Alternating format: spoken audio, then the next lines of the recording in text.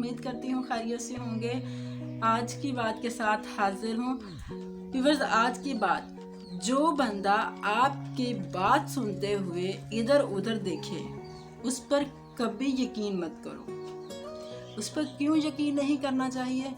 क्योंकि वो कुछ और ही सोच रहा होता है। वो सोच रहा होता है कि किस तरह से आप वो कहें जो वो चाहता है या वो करें जो वो चाहता है।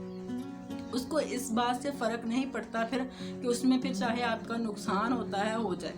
उसको बस इसी बात से मतलब है कि जो वो चाहता है, जो उसके माइंड में है, आप वो बोलो या वो करो। तो इसलिए जो आपकी बात सुनते हुए, आपसे बात करते हुए इधर उधर देख रहा हो, उस पर कभी यकीन मत करना।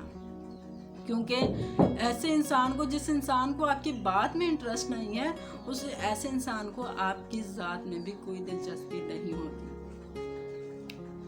तो मैसेज अच्छा लगा हो तो ज़रूर कमेंट कीजिएगा, लाइक कीजिएगा, शेयर कीजिएगा और दुआओं में याद रखिएगा।